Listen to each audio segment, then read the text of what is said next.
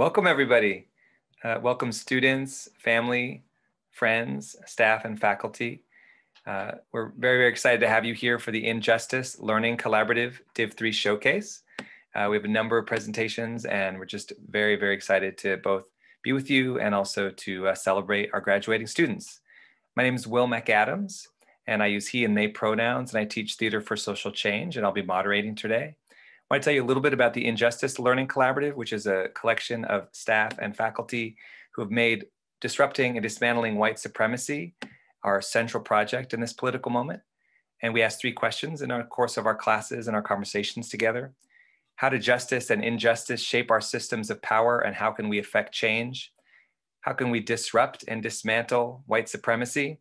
And how can we contribute to building and supporting ongoing movements for racial justice and economic justice? On that note, we want to acknowledge that we're on Nonotuck land here at Hampshire and in the 5 colleges. We want to acknowledge the neighboring indigenous nations, the Nipmuc and Wampanoag to the east, the Mohegan and Pequot to the south, the Mohican to the west, and the Abenaki to the north. And we understand that naming this is not enough, and we see land acknowledgements as the beginning, not the end, of our ongoing work at Hampshire towards decolonization, justice, and repair. Thank you for joining us today, as this is collective work that asks all of us to play a role.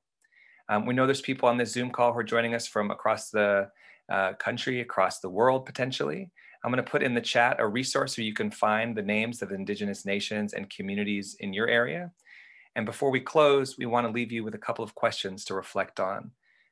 What can we do individually and collectively to repair the harm done by settler colonialism? How can we build a right relationship with this land that many of us have settled on?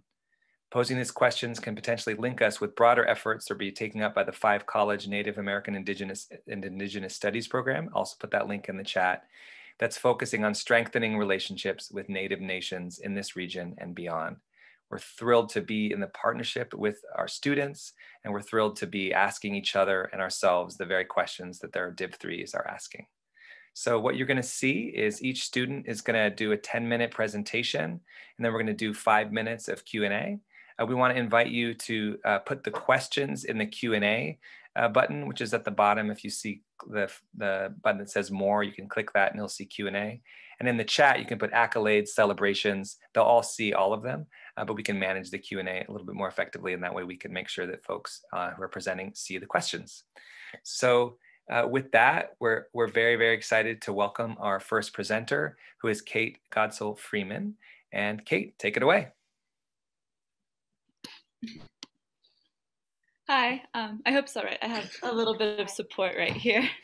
If it's all right, I'm gonna share my screen. I have a short presentation. And can everyone see this all right? I'll take that as a yes.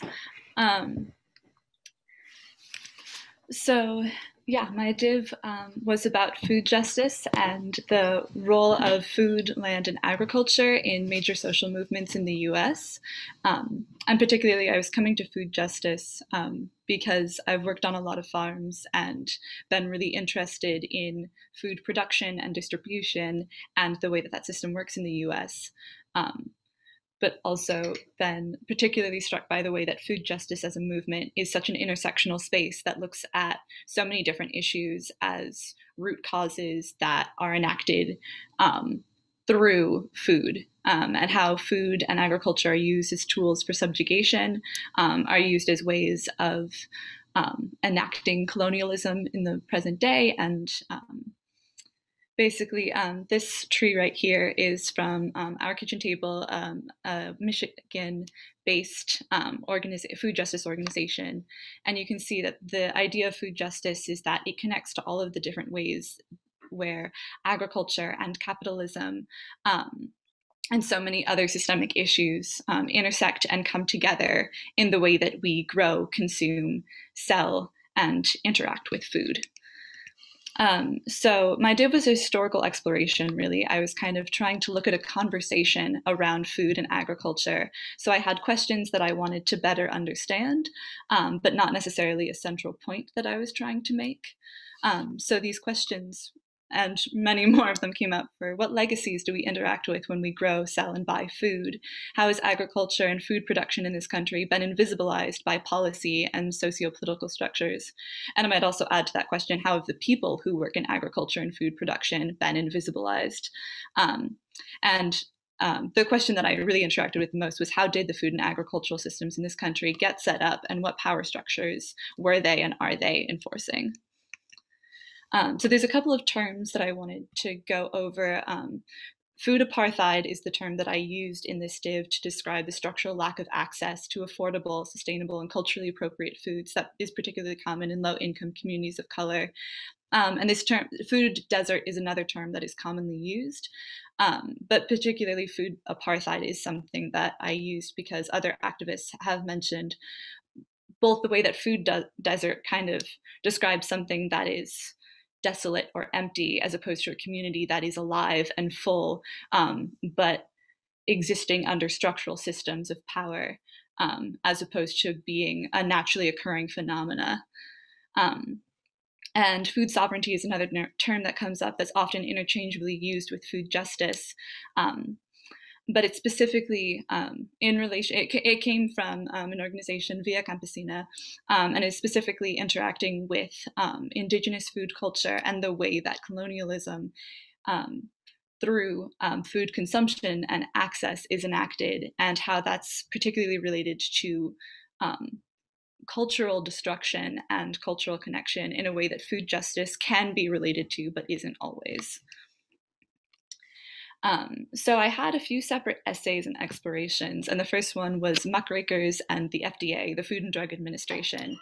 And this was really an exploration into workers' rights and early consumer protections. So I was looking at basically the Big Four, also called the Beef Trust, in the early 1800s, who were four major corporate companies that grew to take over up to 50% of the US meat market, which had never been experienced before in the US. You can see the feedlots here. They're in Chicago. And they were miles and miles long. And they were basically the beginning of the corporate food system that we see now in the US. But it was also the target of a lot of journalism, a lot of protests and riots and workers' organizations to make sure that people had better wages, safer conditions, more support within the community, and also that the food was healthier and safer for people. Upton Sinclair was one of the major workers. He went undercover and wrote a book, The Jungle. And the quote beneath this, you see, I aim for the public's heart and I hit it in the stomach. He was hoping to write a socialist revolution book. He wanted people to immediately disavow corporate culture and capitalism and riot. And instead, people were horrified by how dirty their food was, essentially. They were disgusted by the images that he wrote about of some of the horrible workers' abuses that took place in there, which resulted in rotten meat, which resulted in a lot of, basically there were no protections in meat packing plants. And so instead of really creating a strong sense of workers' rights, they created the Food and Drug Administration. And there was so much public uproar that this entire new administration and two new acts, the Pure Food and Drug Act and the Meat Inspection Act, were passed instead. And this was really fascinating to me because I didn't know that actually by the 1970s, the Big Four that Upton Sinclair was, so up in arms against, and so many other people were so angry about, were actually pretty much decimated by antitrust laws, and they only controlled 20% of the market. And so there was actually a lot of socialist and public work that came into this. But today, those Big Four own 80% of the US beef market instead.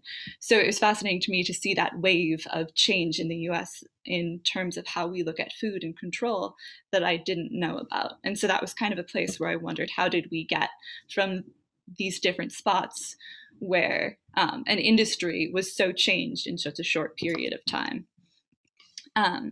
The next essay that I was looking at was the United Farm Workers Movement and the creation of a deportation regime in the US.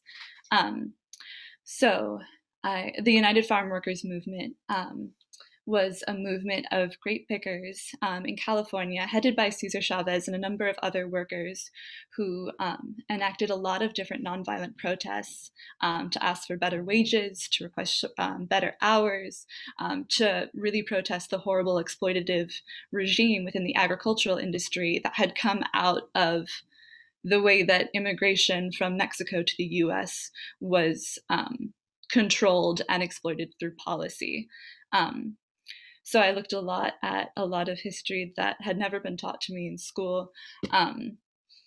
Where, basically, the biggest one that I focused on was a program that began in World War II and continued until 1970 called the Bracero program, where people were, there was a push-pull dynamic, basically, where people were brought from Mexico to the US to work for incredibly low wages in very dangerous conditions on farms. And then when the season was over, there was no work left.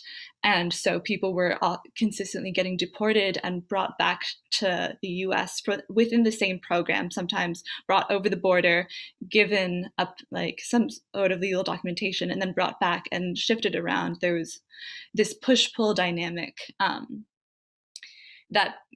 that founded a lot of the way modern agriculture exists, where it's incredibly connected to and built on the way that we look at whose bodies get to be valued in labor and who deserves to be a legal citizen in the US.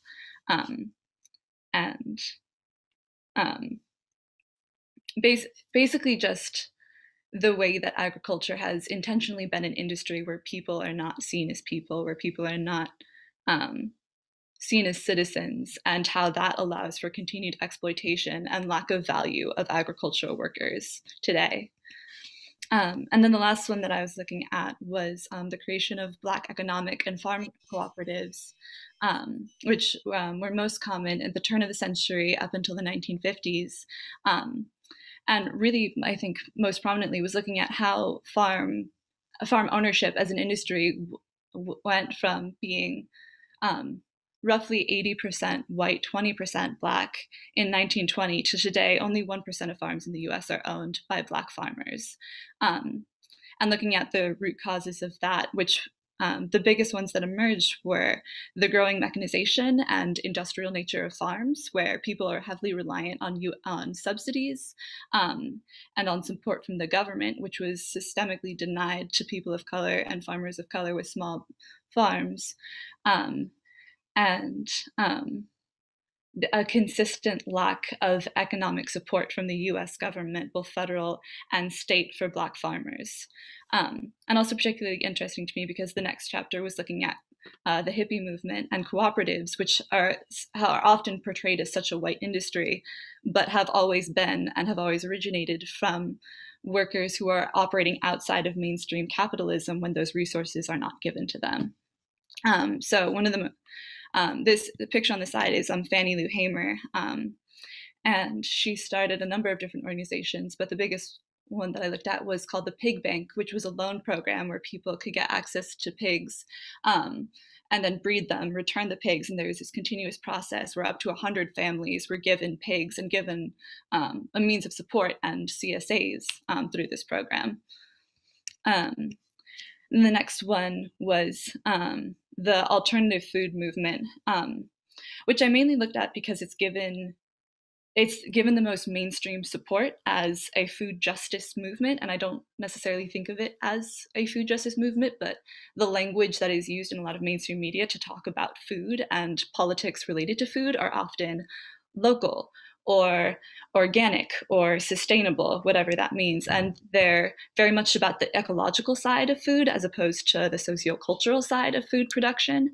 And a lot of that came out of the Back to the Land movement, the organic food movement that came up in this time, that was really enacted through white middle class culture and ignored all of the base work and the groundwork that had already been done to create cooperatives, to create protests, and to create political alternatives to mainstream industrial agriculture already. So then the other part of my div was interviews, and I interviewed my grandfather James Donnelly Godzill, who worked with Sweetwater Organics and Growing Power in Wisconsin. And I interviewed Janice Christensen, a community organizer and urban gardener from Milwaukee, Wisconsin. And I interviewed Larry Adams, who co-founded Walnut Way with his wife, Sharon, who's featured here. And I interviewed Heather Surprenant, who's a Five College alum, actually, who's a small farmer in Vermont and also a representative in the Vermont House of Representatives. And I interviewed Matt Vogt, who works with Milwaukee Groundwork. And then I have pending interviews actually with two organizations that I've been working with this whole time. Riquezas del Campo, which is connected to the Pioneer Valley Workers Center locally here. They're in Hatfield, and they're an immigrant-led cooperative farm. And Stone Soup Cafe, which is a free cafe or a pay-what-you-can cafe in Greenfield. And they create a meal every week on Saturday mornings. And I have a lot of sources for anyone who wants to learn more about any of this. They're not necessarily easy to read, but if you're interested in any of these, email me and I'm happy to send them to anyone. It was incredible, both in the depth and in the specificity. So thank you, Kate. So much to share and so much to learn from you and from others who you worked with. And I want to invite you all to place questions in the Q&A chat, and accolades, celebrations in the chat. And Kate, you can moderate yourself or I can moderate for you, whatever you prefer. There's no questions yet. But just a lot of celebrations in the chat. Here's the first question. Would love to hear the most surprising insights from the interviews. I think I walked away mostly with everyone who I interviewed was absolutely in love with food and with farming and with growing food, and they loved that. There was such a love-hate dynamic that I think I've interacted with a lot, where they love the work and they hate the industry, and I think I saw that. I think I was not surprised necessarily, but that came up every single time, how much joy people found in the work and how much frustration there was in trying to do that work sustainably and ethically and within a community that they cared about, and also feeling like they had to cave to supporting themselves through having to participate in capitalist structures as, small business owners or as activists. I think that came up the most. And does that point the way for you in terms of your next steps in this work or post-graduation? I think that I've walked away really upset at the way that policy is enacted in the US. The Farm Bill happens every 5 years, and consistently it is cut. The past one was enacted during the Trump presidency, so they cut support to SNAP by about 50%, and they increased their subsidies for your main cash crops, corn, soy, and those all go to big farms. The majority of the funds in the Farm Bill every year go to the same huge industrial farms of hundreds of thousands of acres. And regularly small farmers operating farms of 100 acres or less get no support at all, which isn't surprising, but is very frustrating. And so that's the thing I would love to see change most, see the way that money is funneled in the US to those who already have it, and see that change to really actually support small farmers and see what they could do and how many people they could feed if there was the access and the support there. Yeah. I have a question there. Yeah, go for it. Question from the room. This will be the last question. So excited when you went over the difference, how, because the meat packing, the expose that I forget the name of the author for the meat, for that book that you mentioned, what's it called? Upton Sinclair, The Jungle. Yeah, The Jungle. He was going for revolution, right? And he got reform. Yeah. And so how did that make you feel? How did that make you feel to there was this opportunity to have this this is going to spark social change. People are going to get, really angry and upset over this and reclaim food sovereignty. And it just went the other way. Are you do you feel if there was more exposure to injustice in the industry, that we would be confronted with more reform as opposed to being able to mobilize in localized communities against reforms that further entrench us into tyrannical structures. Yeah. Yes. I think what was fascinating looking at that was that, you know, reform did end up happening through workers' rights afterwards, completely separate of Upton Sinclair, but it also happened as whiteness in the US changed. So it went from an industry that was predominantly Irish, Polish, German, and Russian immigrants working in meatpacking industries. And they were all seen as outsiders. And as the US continued, as whiteness changed in its dynamic, all of these people were absorbed into that. So their wages increased and their working conditions got a lot better and their strength as unions increased a lot. And that was through grassroots organizing, but it was also through the way that bodies were valued in the US. And I think I think it is very indicative that when people are looking at a situation as a consumer and when people are looking at a situation as a citizen and as part of a community. And so I think visibility definitely is a big part. Like, I think that's why the invisible aspect of agriculture is so insidious, that if you don't know where your food is coming from, if you don't see the people who are growing your food, if you don't have any way of connecting to your food, then it's hard to connect the dots to the exploitation that happens at the end. And I think that, you know, that's not to say that local farms are the solution, but I think that more talk, better talk, more people getting the time and the support, can definitely be a better next step. Hopefully the revolution's coming. We'll get there. Thank you so much, Kate. It's just so many questions that you answered, and I think that's what we want, to not answer questions, but to ask them and to continue to ask them. So thanks for putting them in the room, and I hope you can stay for the rest of the presentations. And please do, if you haven't had a chance to look in the chat, there's a lot of love in the chat. So please do take some time. Thank you, Kate. And we're going to pass it now to Abby Kopf. Hi. Thank you so much for being here. My name is Abby, and I use she and her pronouns. And my Div 3 was an examination of how identity develops, both within and in resistance to these matrices of oppressive forces that we live under. And I looked at that in the context of early education specifically. But before I go further into that, I want to take a minute to acknowledge, I know that the phrase everything going on right now is kind of meaningless at this point, but between Colombia and India and Palestine, the impact of the pandemic in the US specifically, and then within our bubble at Hampshire, we have graduation, we have finals, we have moving out, all while still just trying to be a person and just get through your day. There is a lot going on. So if you feel overwhelmed or you can't be totally present right now, you have too many things competing for space in your brain, I just wanted to take a minute and say, I get it. I'm right there with you. And with that in mind, I wanted to invite everyone here to take a collective breath with me if you feel called to do so. And I'm going to guide that now. So if you feel comfortable joining, I'm going to take a breath in and a breath out. And I find that this practice before engaging in a space just really helps me ground myself, remind myself that I am here and present. And I hope that the collective nature of this, even through Zoom, helps as a reminder that we are all in community here and we're all here breathing with you. We're just in this together.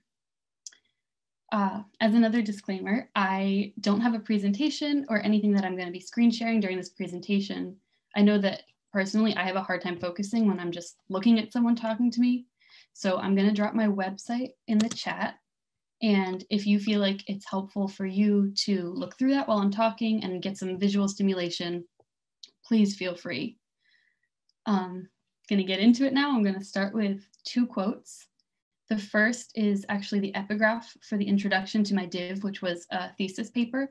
And it's a quote by Barry Mayall that reads, "Children's lives are lived through childhoods constructed for them by adult understandings of childhood and what children are and should be." The second quote is one that I pulled from an interview. For my div, I did a series of interviews, and in one of them, there was this preschool teacher who described her practice by saying, "We don't try to tell kids who they are, but we let them know who other people are and give them the language that they might want to apply to themselves." These two quotes, I wanted to start with them because they do a wonderful job of setting up this dichotomy that I found happening in my paper. I looked both at how children are taught in early education sites about who they're supposed to be, and also how early educators can resist this push towards a normative way of being. I define normative in my paper as whiteness, cis heterosexuality, being able-bodied, being employed, working towards wealth accumulation, and I understand that that is, and acknowledge that that is not the full scope of normative or normal in our society, but that is the starting point that I use in my paper.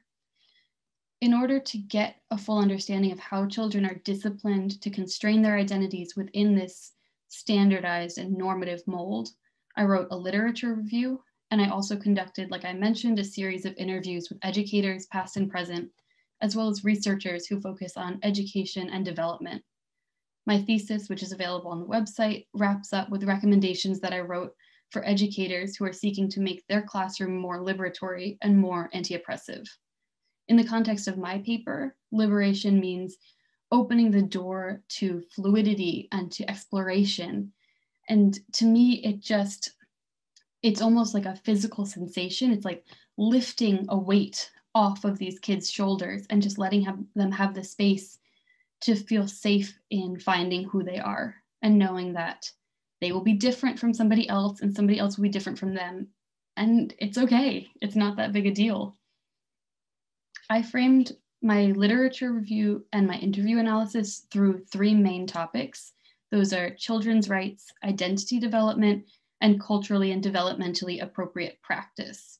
So those three sections allowed me to make sure that I was covering the issues that were most important to me in this search, which include teaching agency and autonomy, creating open space for exploration, building respectful and collaborative relationships with parents and caregivers, and teaching the child that you see in front of you instead of teaching this like standardized or this idea of the child that you're holding. So throughout my work, I found that education today is teaching children who's valuable and who's not. And it's teaching them also to enforce the oppressive values in their own relationships with each other. But also that at this age, they're incredibly receptive to people pushing back against those oppressive mindsets. Young kids are ready to be asked why, they're ready to be asked for their thoughts and their opinions. And if we start creating the space for them to engage in these conversations for us and start changing our idea about what appropriateness for kids means, or who deserves to be involved in conversations about identity and oppression and moving through a society, then we can give kids the space to become valued and thoughtful and caring members of our community. And we can start that before they turn like 18. We don't have to wait for them to be 18 for them to be a part of this.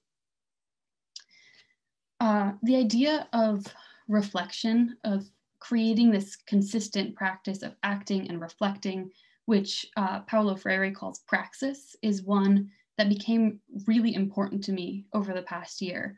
And because of that, I'm going to use the rest of my time to talk about the pieces in my thesis that I feel like are in need of continued work. Because of my position as a white teacher in leftist spaces where the values of the teachers and the caregivers that I worked with aligned with my own, and because those experiences are what I pulled on for writing my recommendations in this paper, those recommendations are limited right now in who they'll actually be helpful for.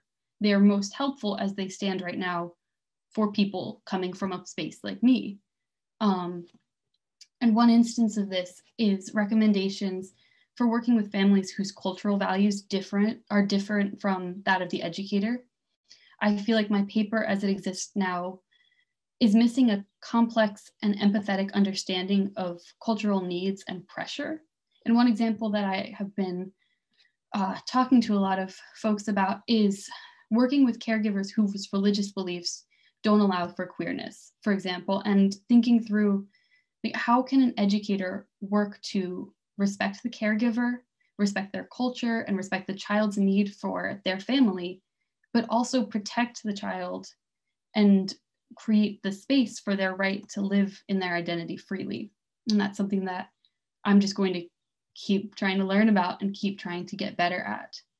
Another piece that I feel like my paper needs is a deeper, richer, more individual exploration of how specific instances of oppression appear in early education, which means asking questions like, how does settler colonialism specifically show up in early ed?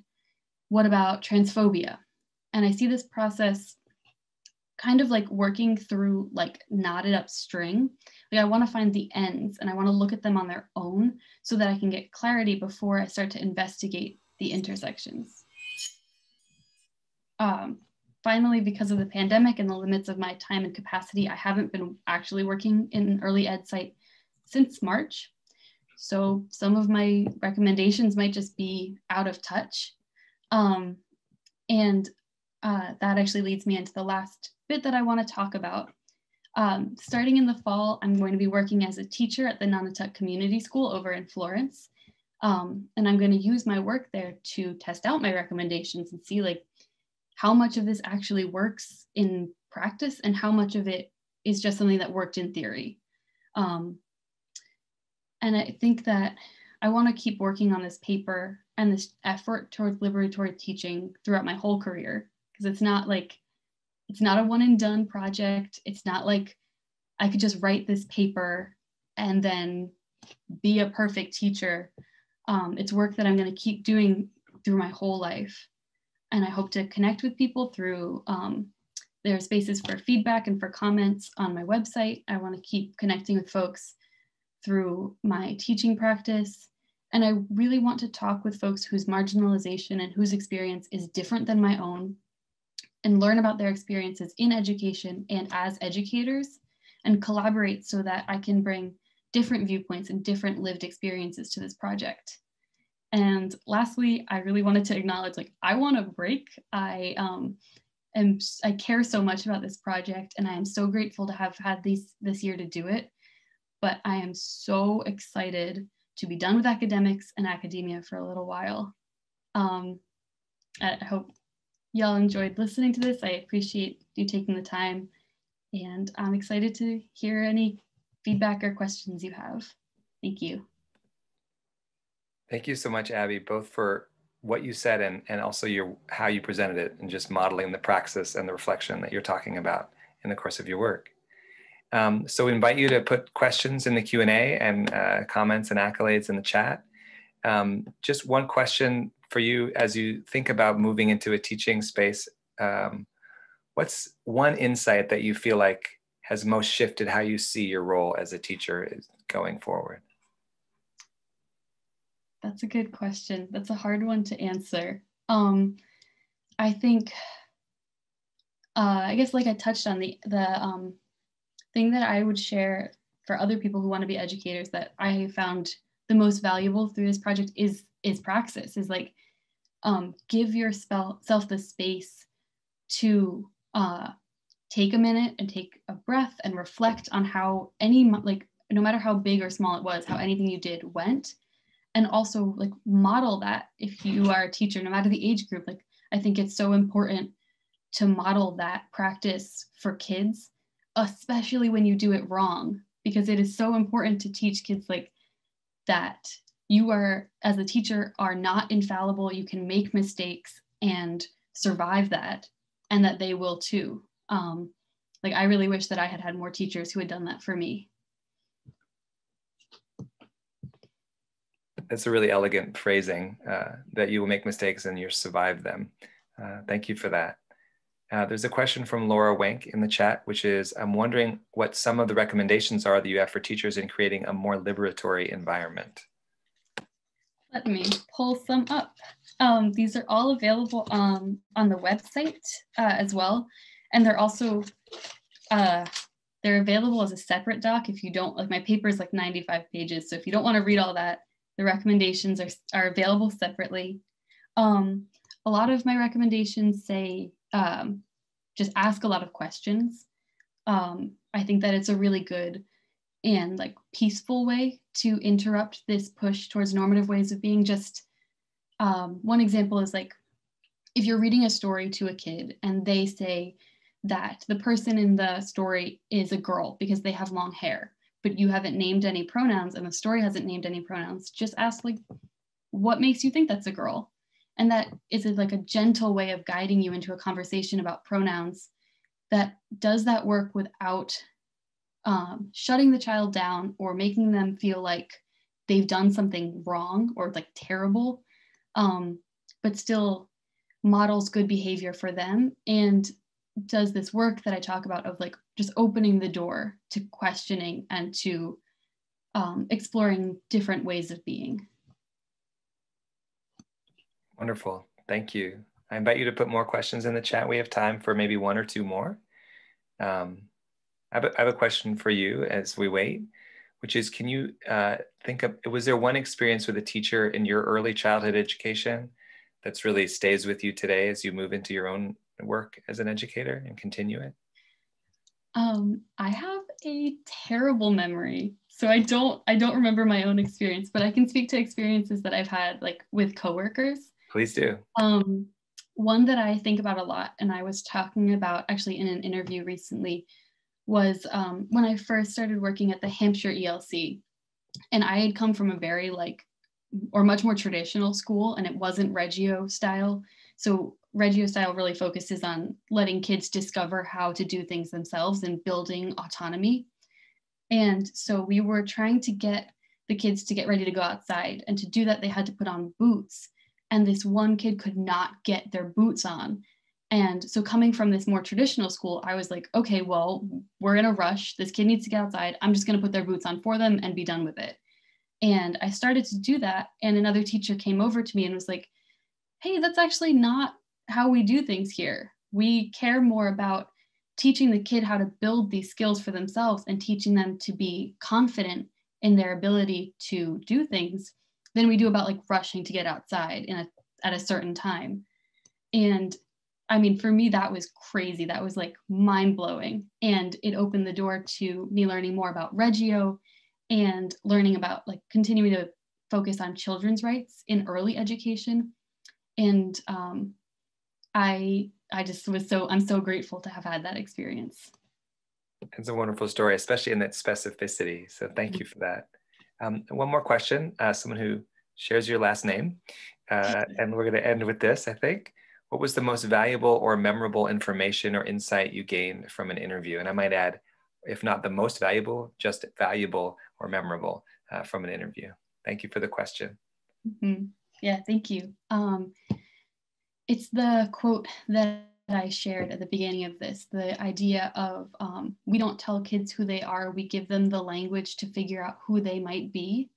I mean, like, I just couldn't have ever put it better myself. I thought that was so powerful and moving, and just does a really good job, I think, of showing how this process really requires teachers to step back and to just say, like, again, I'm going to just keep saying, like, open the door. It's like all you're doing is opening the door, and then the kid can walk through or not. Or like maybe it's opening multiple doors, you know, you're just like creating space. But the journey, which feels like a really corny word to use, but like the journey is really the kids. And so I think that quote really sums it up very beautifully. Thank you so much, Abby. There's so much like seeds that you're planting, and especially as an educator and for many educators in the room, it's always so helpful. So thank you for all that you shared, and all you can, and good luck in the fall moving into teaching, and good luck taking rest as well. Thank you.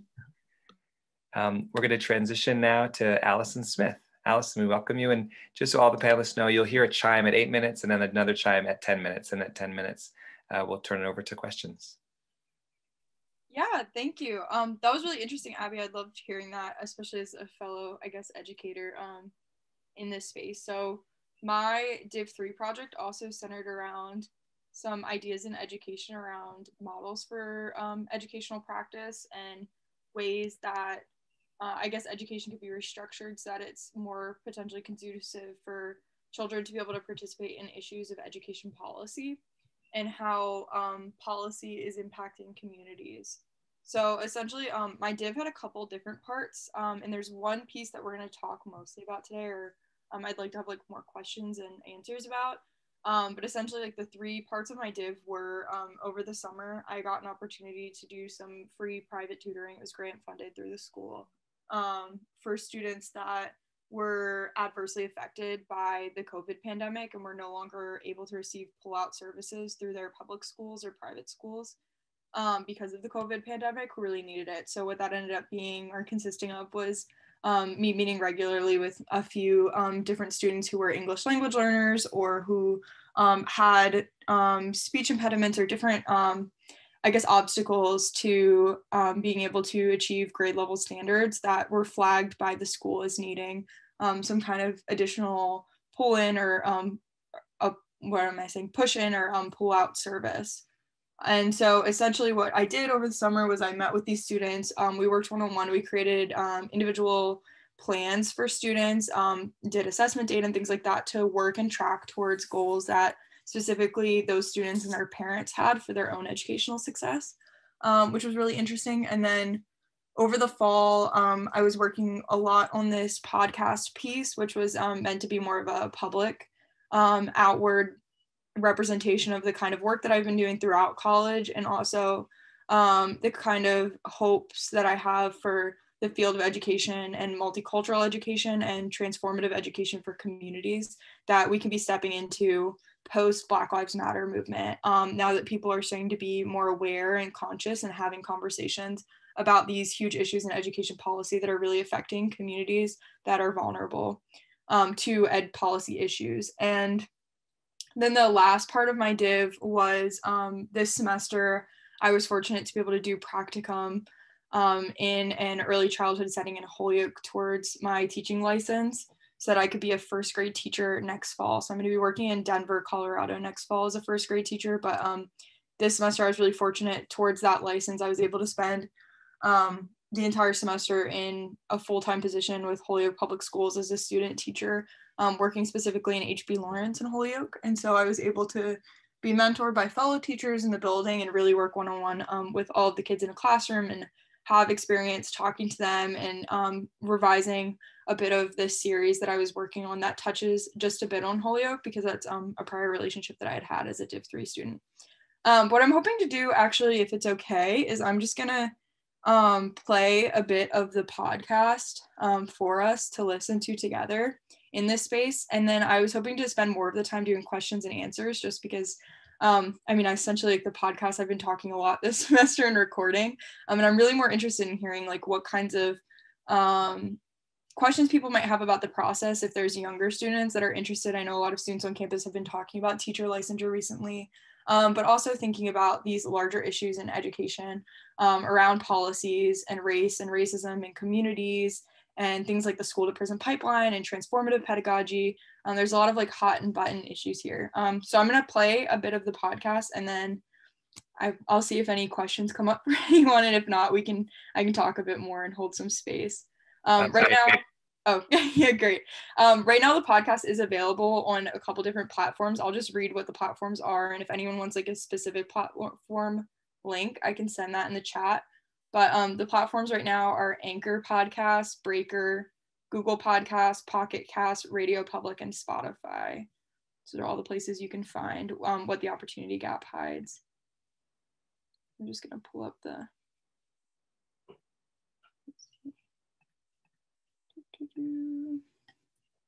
Oh, 1 second.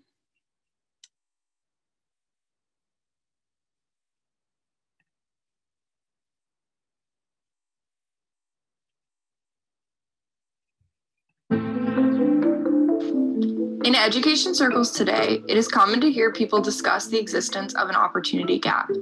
This term names an aspect of the dilemma of inequity in American public schools, which may be contributing to the trend of lower test scores among POC and ELL student populations.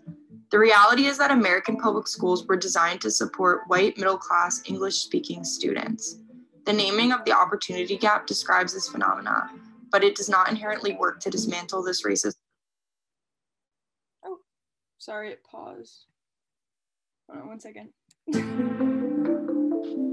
In education circles today, it is common to hear people discuss the existence of an opportunity gap. This term names an aspect of the dilemma of inequity in American public schools, which may be contributing to the trend of lower test scores among POC and ELL student populations. The reality is that American public schools were designed to support white middle-class English-speaking students. The naming of the opportunity gap describes this phenomena, but it does not inherently work to dismantle this racist system.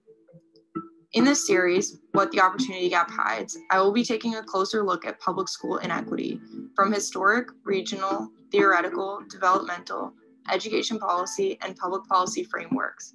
And then I will attempt to offer strategies which teacher activists and parent activists can use to combat this. This is What the Opportunity Gap Hides.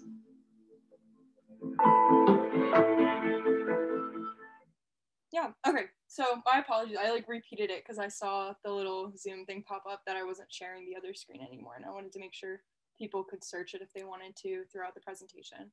But essentially that's the kind of the main idea of what I'm doing. That's the trailer for the podcast series. And there's about 3 hours of footage or 3 hours of recording that are available in that space. I'm considering adding a few more episodes just because beyond what I was committed to for my div and for the contract and fulfilling what was going on there were additional episodes that I had created that I didn't have the opportunity to complete, but they're kind of interesting. They're things that I might be pursuing finishing over the summer, especially as this is my first podcast series, so I kind of want to continue to work on this and grow it out so that in the future, if I decide to come back to podcasting as a form to communicate with other educators or parents or people in the field of education, I can refer back to this as a positive example or experience for myself of something that I was doing.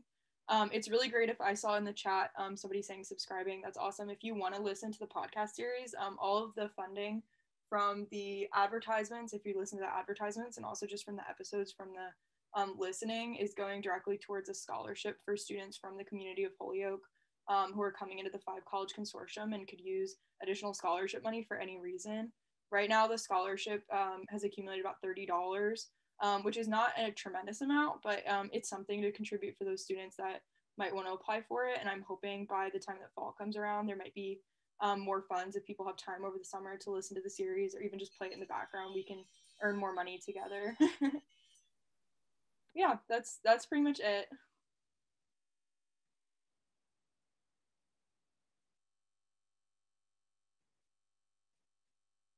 Oh, Will, you're muted, I think. Why don't we move into Q&A? So Laura's asking, I wonder if you can talk a little bit more about what it means to you to be a teacher activist.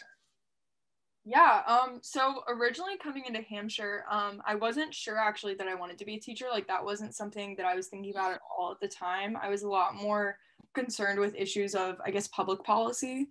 And I had finished my associate's degree at a community college before coming to Hampshire. So originally I was thinking about continuing to pursue political science, which is what my prior degree was in. And over the course of my time at Hampshire, I became really entrapped with this idea of focusing on education and education policy.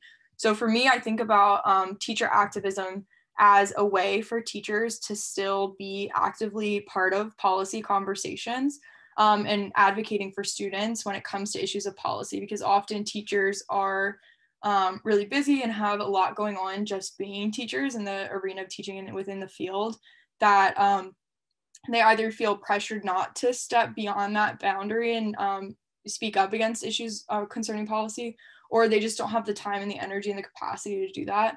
But as we're getting into this next generation of teachers, we're seeing a lot more teachers step forward and claim this title of teacher activists as teachers who are really actively pursuing conversations and even protests and things like that around the arena of education policy and wanting to stir things up as far as being really active and speaking out about what kinds of issues schools are concerned with, whether it's dress code policies that are racist intrinsically and have different connotations and are affecting different communities in different ways, or if it's the ways that certain school systems require English only education, or if it's the way that policies within the schools call for suspension and expulsion as a means of punishment for students that are misbehaving or not following conventional white standards for behavioral expectations. Those are all kind of things that teachers can speak up against, and that teachers have a really good positionality as being in the classroom every single day to speak against and provide experiences to kind of combat.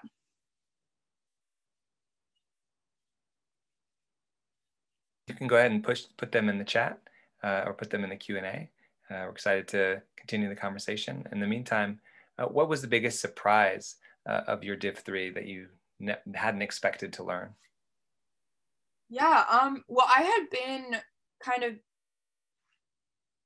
I had been in and out of the field of education in Holyoke for quite a bit of time. That's a community that I had gotten really comfortable working within. And so I think I really wasn't expecting to be, I guess, like so concerned. I like got to a point where I was really concerned about the way that this podcast series was going to be perceived in Holyoke. And so I was doing interviews with people who are local, but I wasn't recording them because I was concerned about kind of exploiting people or asking them to be a face of something if that a final message, for example, like the conclusions that I drew were not things that they agreed with on a personal level.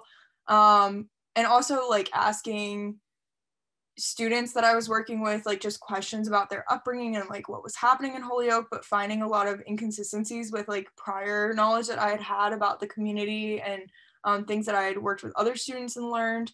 So just like trying to unpack Holyoke as a community, even though Holyoke is not the like full primary focus of this piece, it's just something that kind of gets touched on, and it gets its own episode, but it's part of a longer series. That was something that was really, I guess, surprising to me, and it wasn't something I was fully prepared for, especially in the pandemic context where it's difficult to get people to interview, and it can be difficult to, oh, I'll start my video too.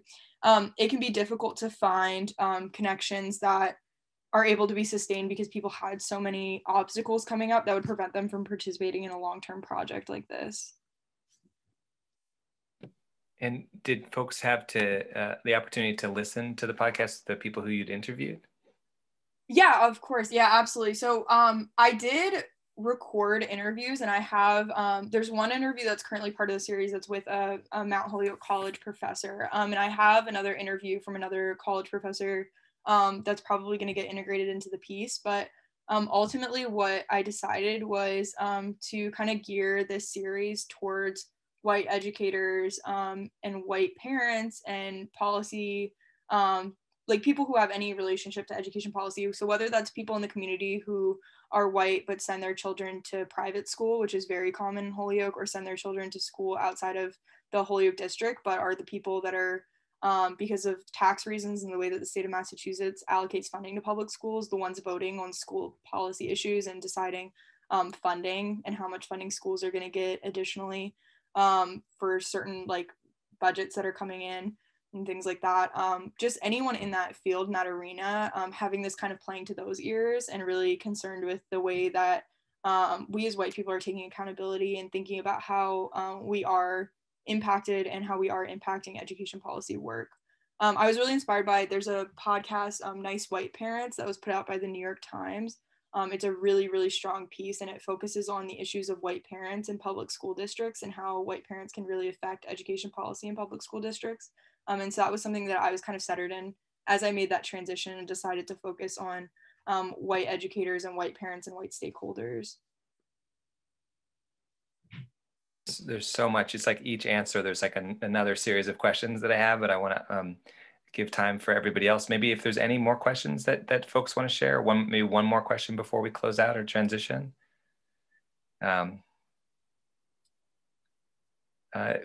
It seems like we're going to go ahead and transition. Allison, is there anything else you'd like to share before we pass it to Grace? Yeah, of course. I mean, thank you so much. I was really happy to be able to hear a lot of different presentations today. I'll definitely put the information to reach the podcast in the chat, just in case anybody didn't have the opportunity to copy it down or anything like that. And it's something where I'm continuing to do some of the last edits. It's definitely available right now to be listened to. There's potentially going to be another episode about reproductive rights and how that comes into play over the summer. And so if you're really interested in this, and this is something that you end up listening to and you like it, just know that there's potentially 1 or 2 more episodes that might come in just because the work for it's already almost completely done. So I'm thinking about adding that on to the series. Great. Well, we welcome that. And I know there's a question still in the Q&A, but we want to just transition to Grace, but maybe you can take a look at it and answer it in the Q&A. That way, at least you can exchange information, Allison. Thank you so much for the inspiration and for all your work.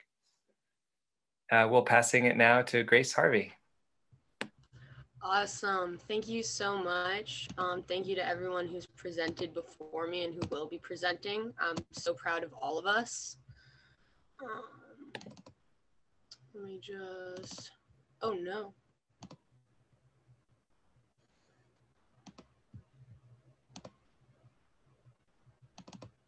All right.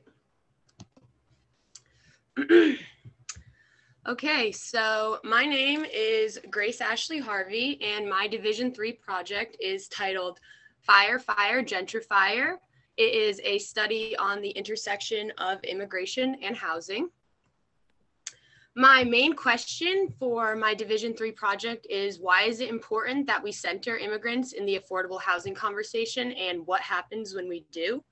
My relationship to this topic is I've struggled with housing insecurity from a young age, beginning when my childhood home was foreclosed on when I was 12. I then just became very aware and like hyper aware of housing at all times, and it really intrigued me, and it really upset me to see that it was hard for people to get a home, and it is a basic human right, and you need a house in order to focus on any other aspect of life, and it really upset me. And I became interested in immigration also from a young age.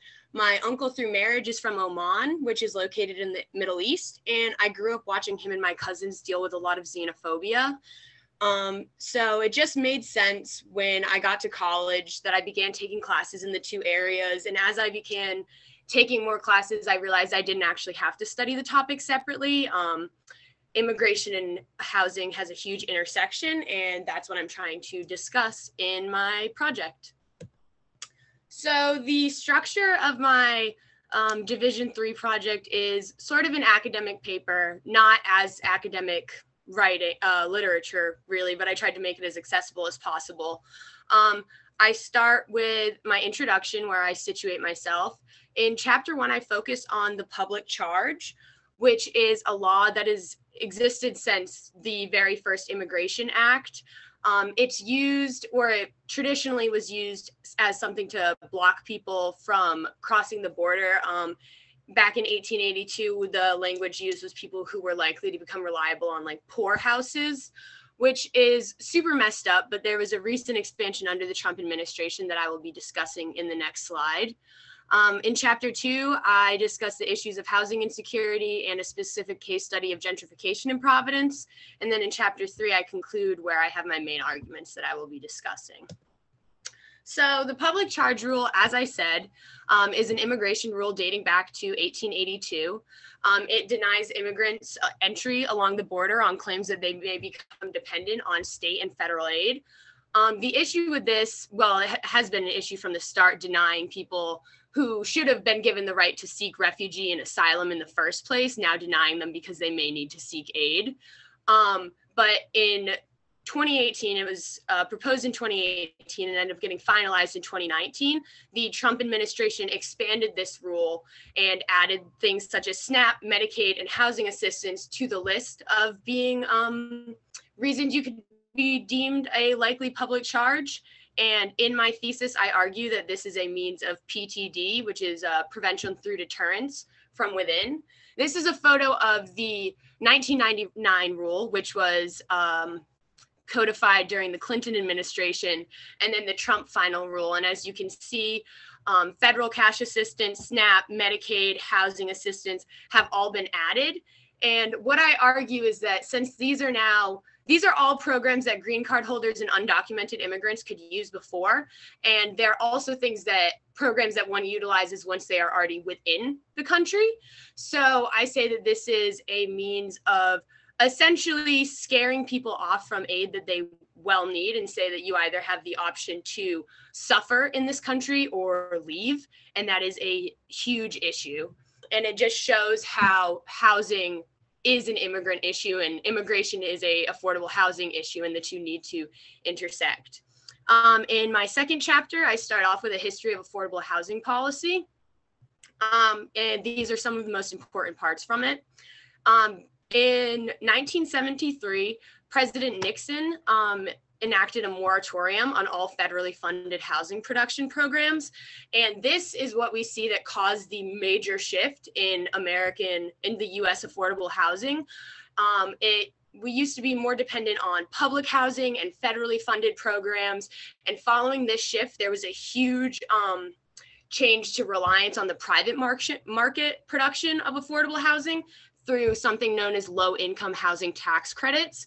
And those essentially are saying to private investors, for every dollar you spend on affordable housing, we'll match it with $1 deductible of tax credits.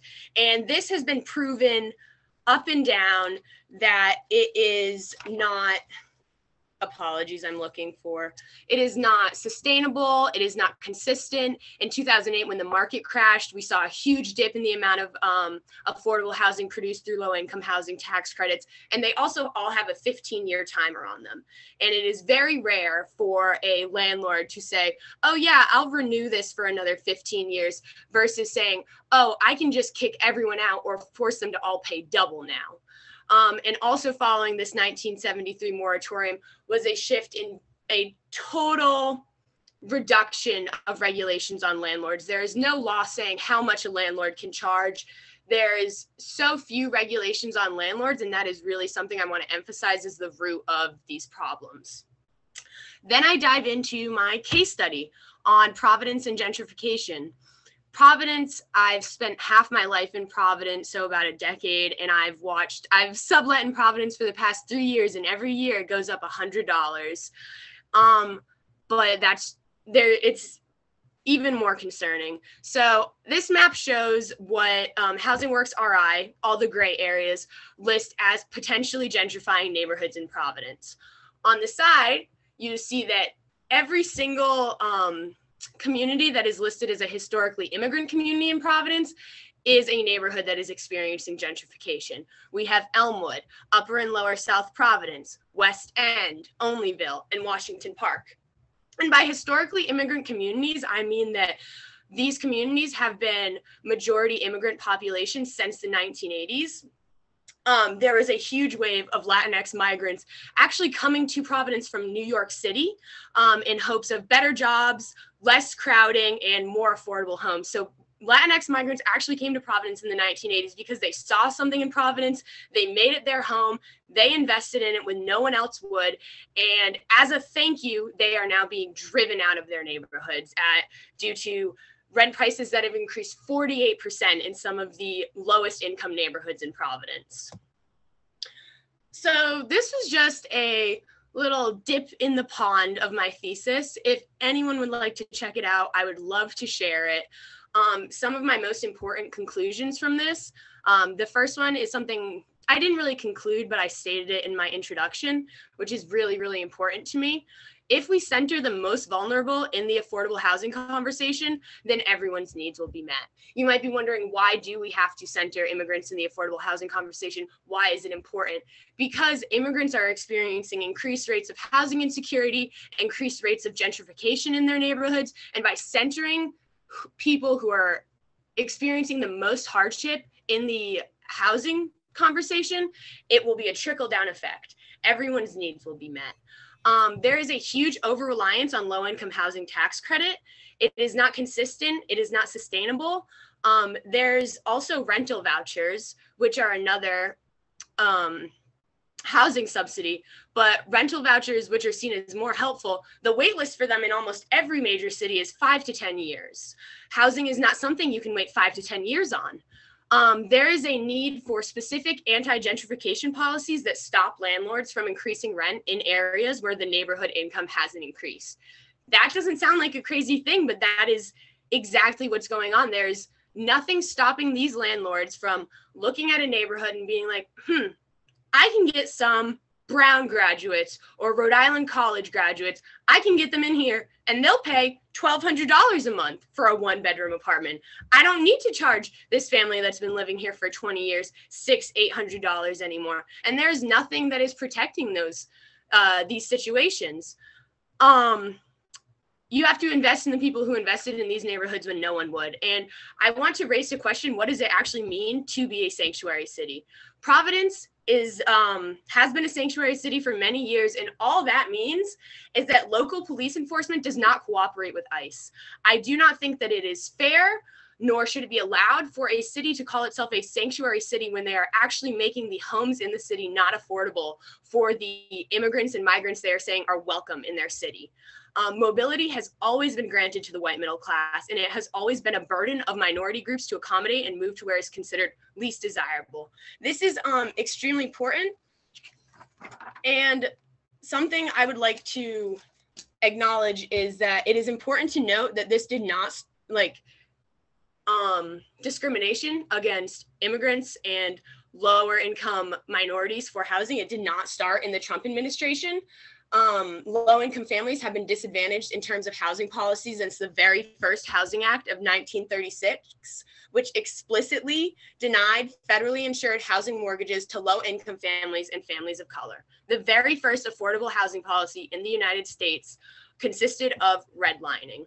And in order to, we need to make strides to change that. We need to acknowledge that our affordable housing system was founded on racist, discriminatory policies, and we need to make an effort to change that. And I just end with the Biden administration. They have repealed the public charge expansions, but they need to do more, and they need to make an effort to change the anti-immigration narrative that has been created from the Trump administration and from way earlier. And that was my presentation. Thank you so much. Amazing, Grace. Thank you so much. As you think about the presentation, throw some questions in the chat and some comments, or sorry, questions in the Q&A and comments in the chat. There's so much. Just why don't we start before, as folks are warming up. Oh, here's a question from Margaret Cerullo. The two questions start with Margaret's. Could you talk a little bit more about your vision to the notion of historical preservation? All right.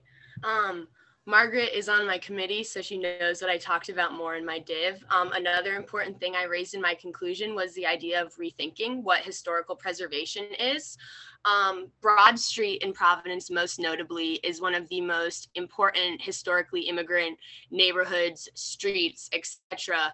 in Providence. And we have historic districts. Every city has a historic district, and usually that just means a Victorian home in a nice, rich neighborhood, and they can't paint it a different color, and they can't change the windows. Why do these boring houses get the pleasure of being decided that they're historically important and deserve to be preserved, but we have neighborhoods that show so much history just within that one street, and they have no protections, no preservations on them whatsoever? So I propose rethinking the definition of historical preservation of neighborhoods, of streets, of houses, and applying it to historically immigrant communities, because historical preservation should not just mean stopping you from painting your house green. It can only be neutral tones. It needs to be actually protecting the people who invested in those neighborhoods from the get-go. It's so amazing to hear how you're seeing how violence is embedded in the language that we're using and how you're naming it and challenging it. Question from Ernie A. I'm curious what your thoughts about the effect of white flight from gentrifying areas during the beginning of the COVID-19 pandemic has been on housing justice this year. I'm curious about what your thoughts about the effect of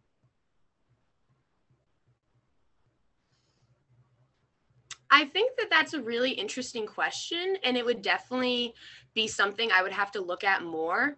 In terms of relation to the COVID-19 pandemic, I was looking most at how people were experiencing higher levels of housing insecurity, specifically immigrants, green card holders, all levels of varying documentation due to fear spreading. I am intrigued on the idea that there has been white flight from gentrifying areas during the beginning of the COVID-19 pandemic. I personally have not seen any white people leaving the gentrified areas in Providence. They seem pretty hunkered down in their $2,000 a month apartments. But I think that's really interesting and a really interesting point, and something I definitely love to look at more. So thank you for asking that, Ernie, and piquing my interest. There's a question in the chat.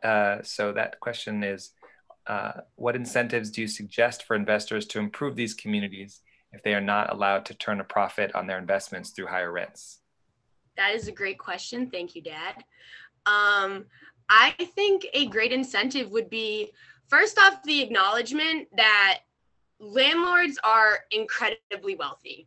We should not feel the need to incentivize them any further to provide housing. It's a basic human right. But in this capitalistic society, we have to. So I believe that the incentive should be that you simply cannot raise rents in your neighborhood until the average median income increases.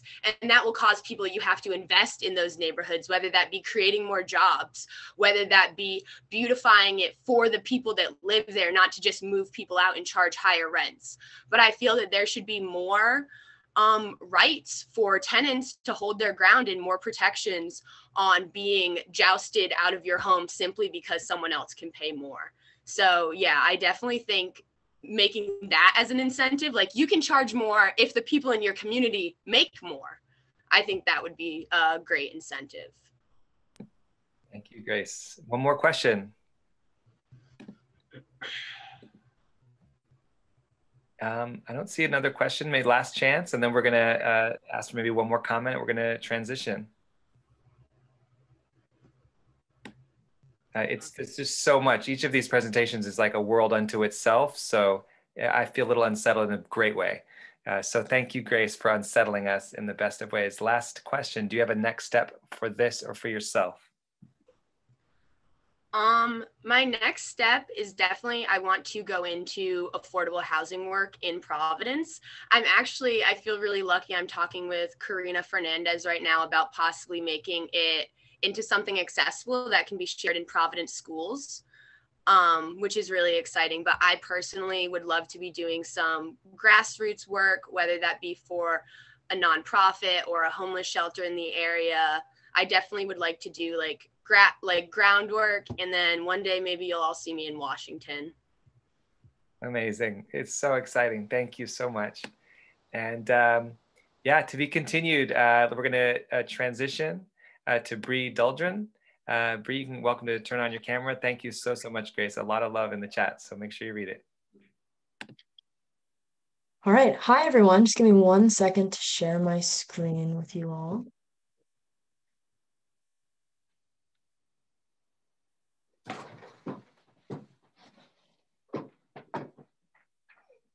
All right. Do you all see this? Yes. Great.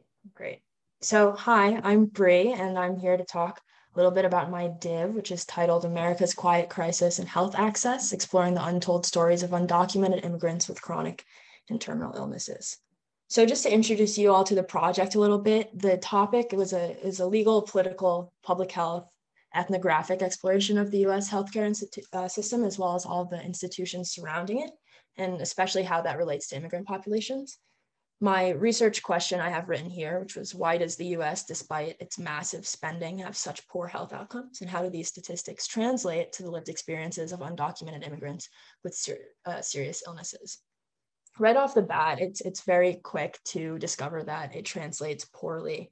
The U.S. has really poor health outcomes, and when it's translated to a population that is historically underserved and underrepresented, it goes from poor to just dismal. So my objectives were to research that niche topic and uplift voices of marginalized communities.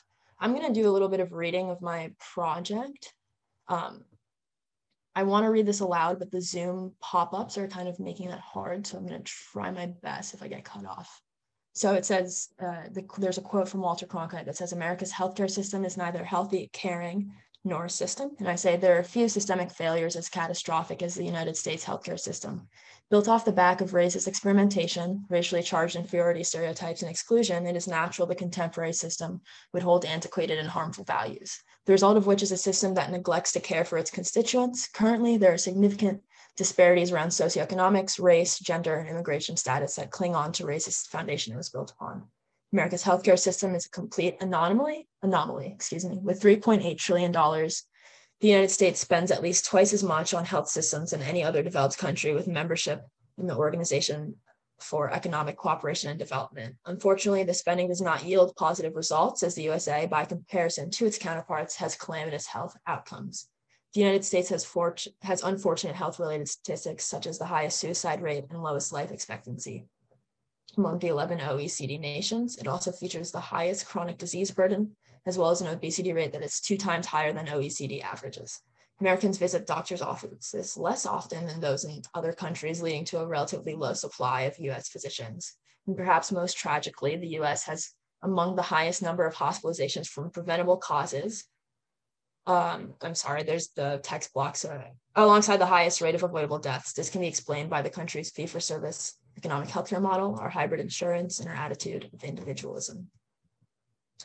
So that led me to a literature review. I looked at court cases, public health studies, but the two that really gave the most comprehensive understanding of the topic at hand was Wendy Parmet's The Worst of Health, Law and Policy at the Intersection of Health and Immigration, as well as Jose Mendoza's The Moral and Political Philosophy of Immigration.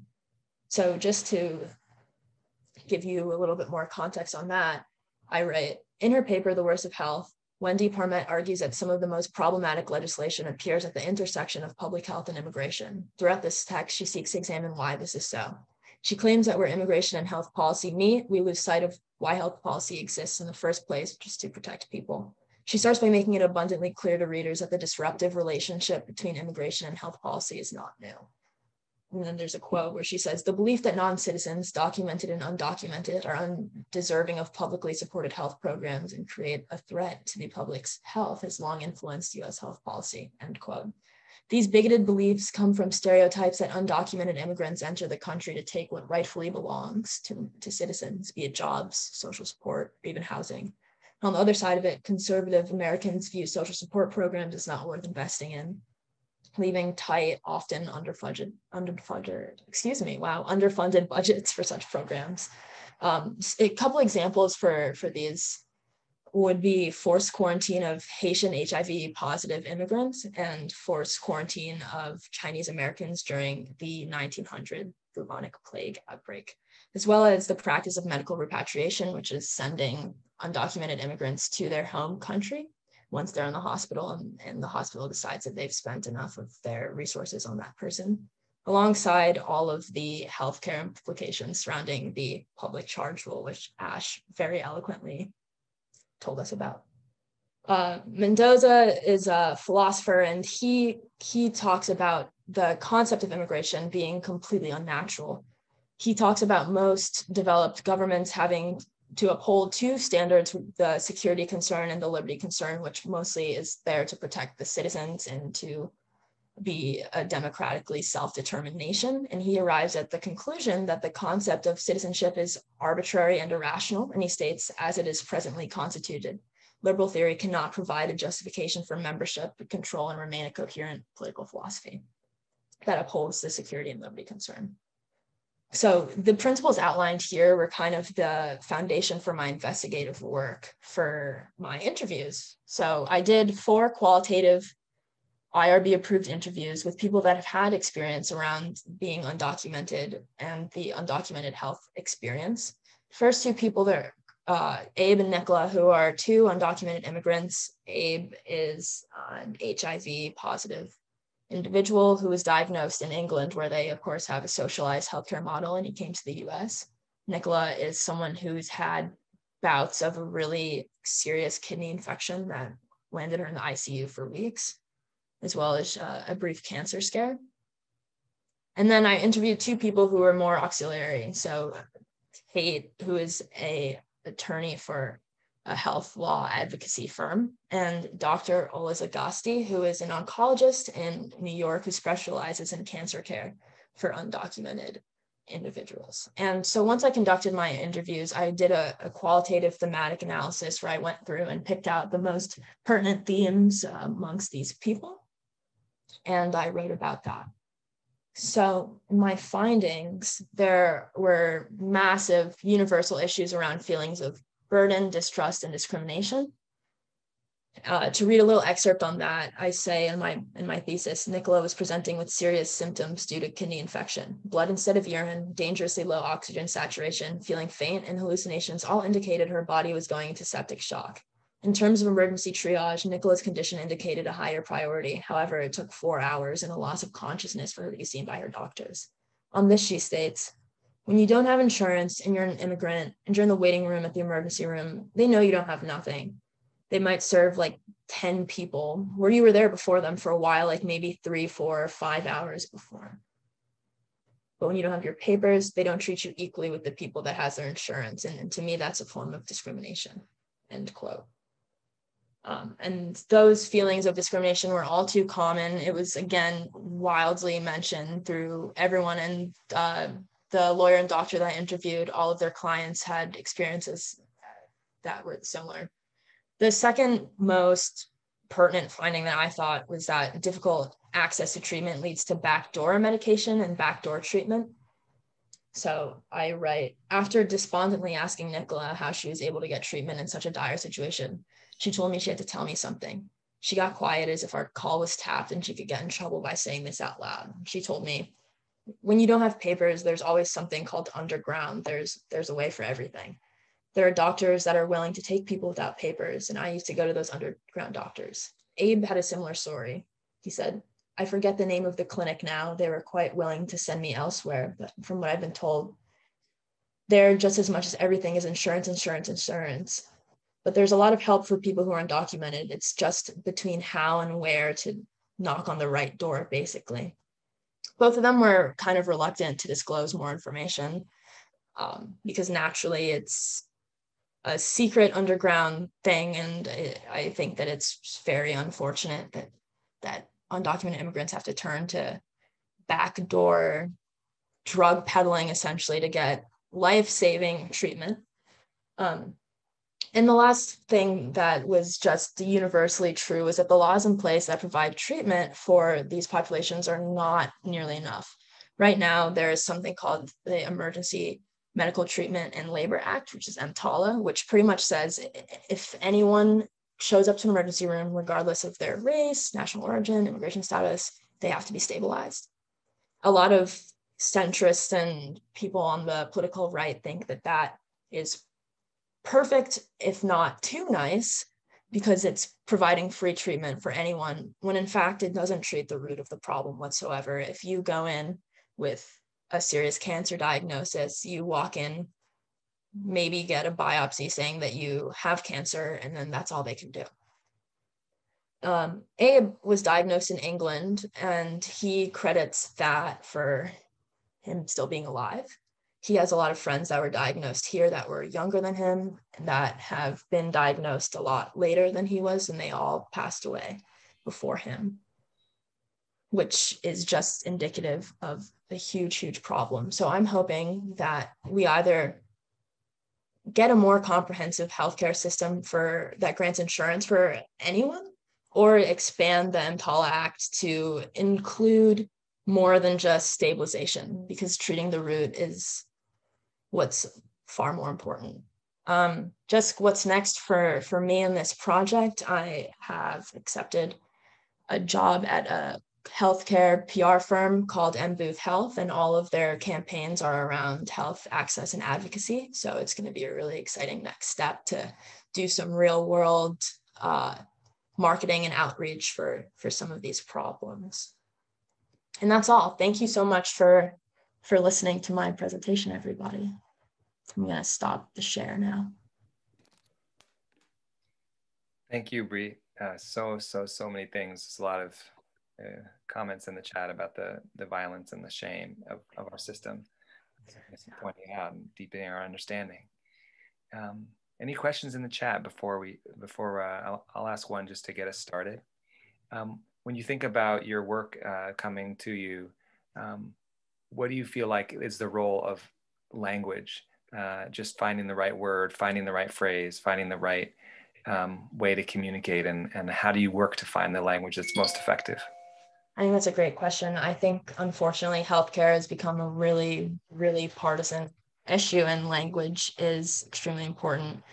I think going at it in just the most neutral, scientific, fact-based language you can kind of gets your point across and how dire the situation is, but also doesn't leave too much room for debate or negative interpretation. So I think just a combination of firm, fact-based language is kind of what you got to do in this. Great, thank you. I'm just smiling because it's just a big, in all caps, Brie's mom in the Q&A. Hi, Mom.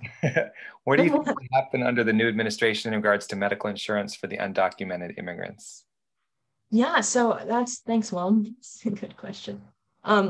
Like Ash was talking about the public charge rule. I think it's kind of a two-pronged question. The Biden administration is supposed to look into that pretty soon, and they might completely repeal that, which would lead to a lot more avenues for people to get insurance. I think that Biden, unfortunately, is not as much of a staunch Medicare for all guy as we would like him to be. I think that he's still pretty into the hybrid model, which is really just coddling the center and the right, which is unfortunate. But I think that for now, it's going to be a pretty slow track of changes. I don't think it's going to be a big, quick Medicare for all, unfortunately. Thank you, Brie. Thank you, Brie's mom. Question from Tiz Rome. In your research, did you find any notable experiential differences between immigrants and refugees in terms of healthcare access? Yeah, thanks for that question, Tiz. So the main difference that I know is that refugees can be granted insurance far easier. Once you come in on a refugee status, you can be granted Medicaid or some sort of refugee-based insurance program, which is not too comprehensive, but it's better than nothing. That's the main difference that I've come across. In terms of the social treatment once you're in the hospital, I haven't heard of many differences. Thank you, Brie. Maybe we have time for one more question. I wish we had time for 100. Well, why don't we just transition to you, Brie, and ask what was the most surprising thing that you learned over the course of your Div 3, or a surprising thing if it's hard to isolate one? Yeah. So the two things that I learned that really surprised me was I learned about the practice of medical repatriation, which is there have been many immigrants who've passed away because hospitals have spent millions of dollars on them out of pocket, and they've said that it's not feasible, and they send them back to their home countries, which are often developing, and they pass away there, which was something that really, really astonished and disturbed me. And the other thing that I did not know about was the practice of backdoor drug peddling, often from doctors who feel really sorry for their patients. They just try to sneak medicine to them. And it's an act of compassion, but it's so heartbreaking that that's what it's come to here. Wow, that is new to me as well. Thank you, Brie, so much for all that you've provoked and asked and continue to. Well, thank you everyone for listening. Great. So we're going to transition to Vanessa Flores Candia. Vanessa, take it away. Hello, everyone. Okay, let me put presentation mode. There we go. All right. Hola, mi gente. Welcome to Latina Chisme, a Spanglish reproductive justice podcast series. That is part of the intro that I have for my podcast series that I created for my Div 3 project. So like I said, Latina Chisme is a Spanglish reproductive justice podcast series that introduces 6 main topics relating to sexuality and brings this to the youth of the Latin American diaspora. Every episode or every topic that I picked is a topic that is very personal to me. And so what I have, the very first episode is talking about colonization. The second one talks about sexism. The third one talks all about, what is Latinx? What is this identity of being from the Latin American diaspora? The fourth one talks about the forced sterilization of Puerto Rican and immigrant women. The fifth episode talks about finding alternative modes to birthing experiences to, you know, how can our folks give birth that doesn't make sure that both the parent and the child lives. And, you know, I talk about maternal mortality. And so then the last episode is the light to the end of the tunnel. I talk about the history of feminism and what intersectional feminism means and why it's important to every work that you do. And also I give examples of these organizations that are working to bring reproductive health services to our communities. Another big thing of Latina Chisme is that it's by and for the youth of the Latin American diaspora. I wanted to make sure that the folks who are listening to this podcast know that they have someone who relates to their experiences and that I share the same experiences that they might be experiencing because of their Latin American identity. And one of those experiences is chisme culture. Chisme means gossip, and yeah, gossip is not a good thing, but it's also like a way that we can share information through word of mouth. Usually, like growing up, my mom would know about, you know, what schools are really good in our community, what were the greatest like after school programs, summer programs, and it was all through word of mouth. So I thought that that was very powerful, that we're sharing important information with each other through word of mouth. And so I want to redirect chisme culture so that it's only sharing important information from one generation to the next. And then I want to just like call in the youth and spark their interest for reproductive justice. If they feel like any issue that has to do with like housing security, that has to do with making sure everyone lives, that has food, any issue at all, just know you're already an activist, you're already part of the reproductive justice movement. So how did this beautiful project develop? Part of it was based on my personal experiences within the education system and the lack of sexual health education that I received growing up. And then part of it was that the pandemic happened. The pandemic hit us all and Zoom fatigue became very real.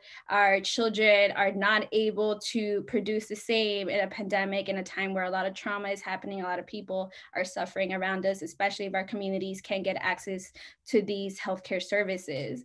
And so I had to keep all of these things in mind in creating, you know, this project. How can I talk about sexuality and deliver this to the youth so that they're able to understand this in their own time, at their own pace?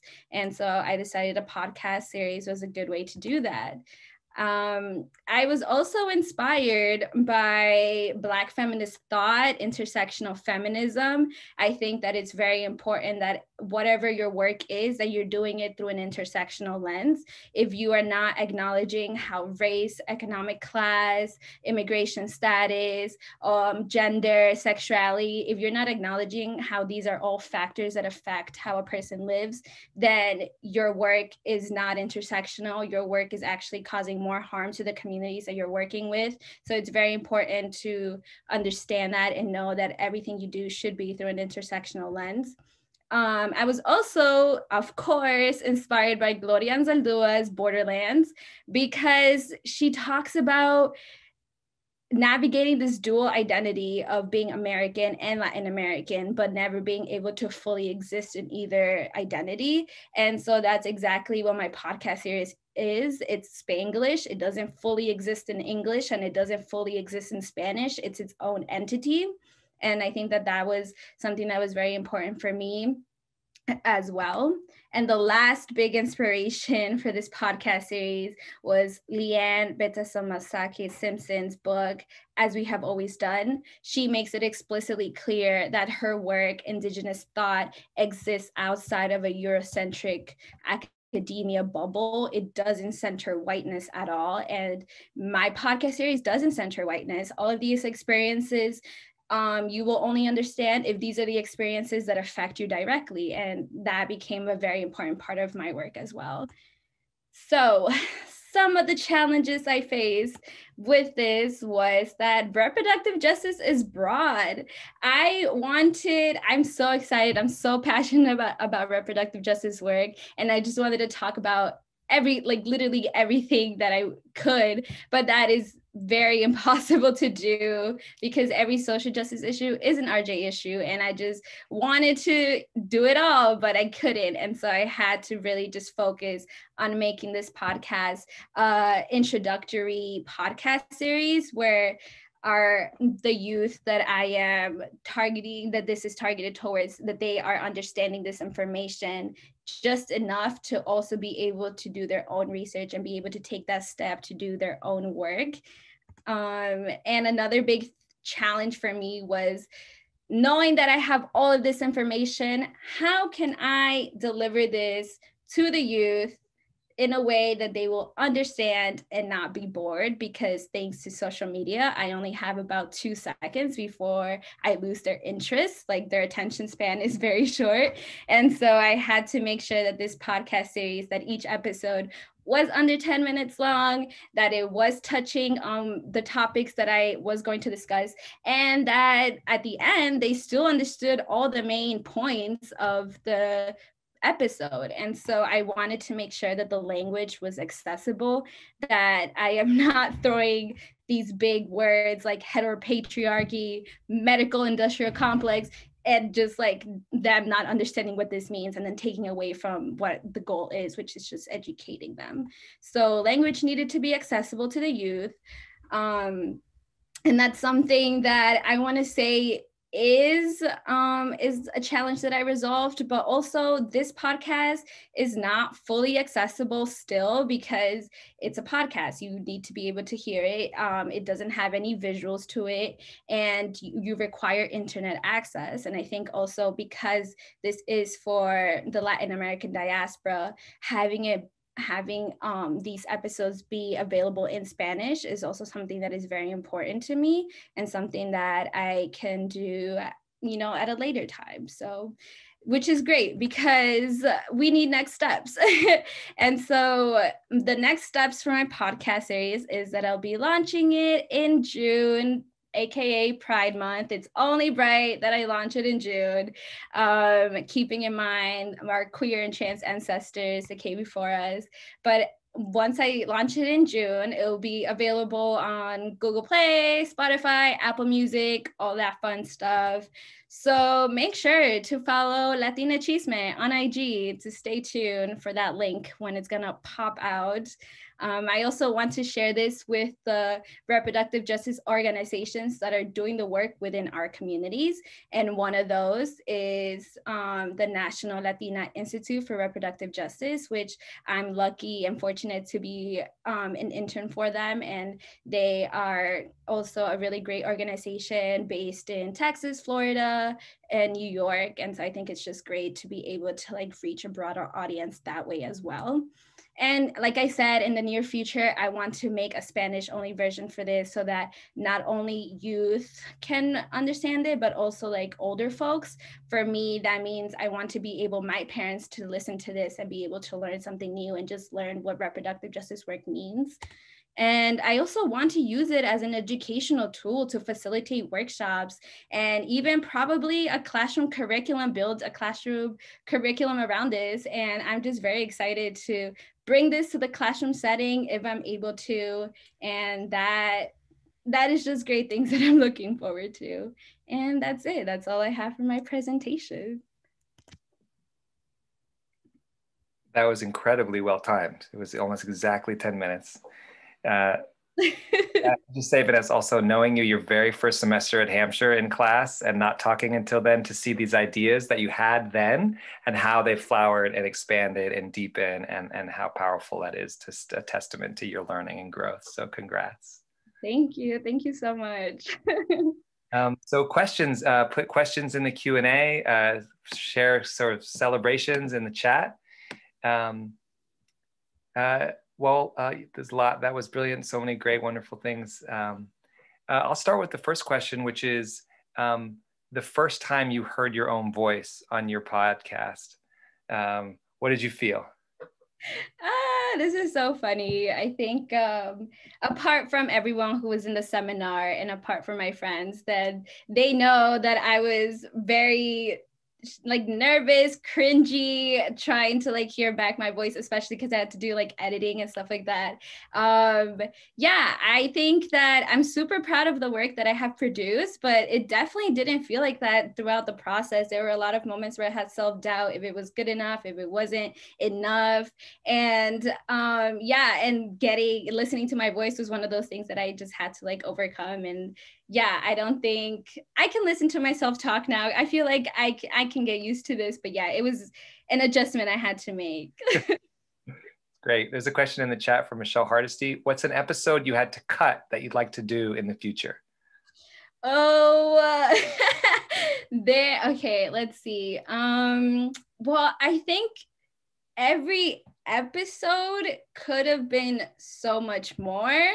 There's so much more that I can talk about with colonization, with sterilization, with all the organizations that are doing this amazing work. There's like so much information within all of these topics that I chose. So I think it even broke my heart having to like narrow it down to what they became, because I just wanted to talk about reproductive justice work.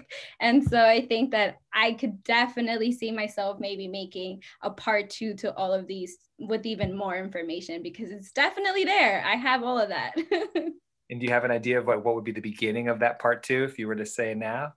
Wow. I think that for colonization, I would definitely go into talking more about capitalism and yeah, just explaining everything that comes with capitalism, and then also just amplifying indigeneity and indigenous thought, and yeah, how that's super important.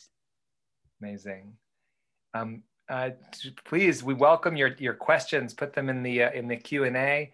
It's easier to put them in the Q&A. We can that way Vanessa can write responses, write directly to the question, but just throw them up there anywhere so we can make sure that there's an exchange that's valuable for everybody. Back to you. What do you ever imagine listening parties or people like to get together in community to listen to the podcast?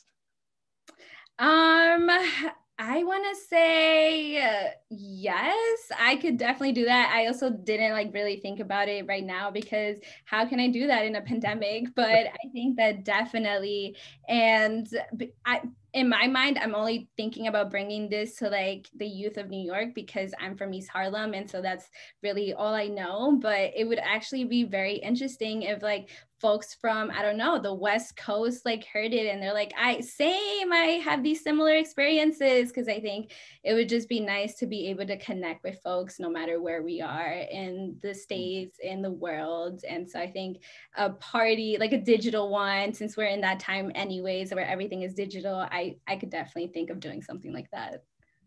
I'm just going to keep asking questions, but I really want folks to ask them. There's plenty I could ask, but please don't hesitate to throw some things in the chat or in the Q&A.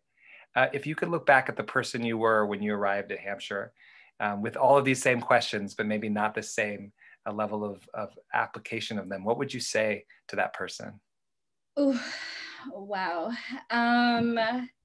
Well, I honestly didn't even see myself doing reproductive justice work freshman year. So I think if I were to even just talk to myself freshman year, everything that I'm saying wouldn't even make sense. Like I would just be like, reproductive justice, what are you talking about? But now I would just be like, just be confident in where life takes you. Everything happens for a reason.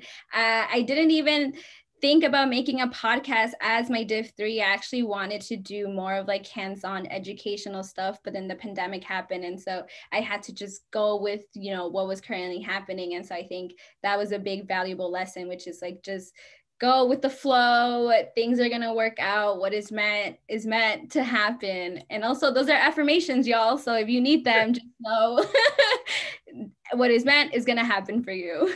Amazing. Also lots of affirmation in the chat for you. One last question, and this is in the chat from Allison Smith.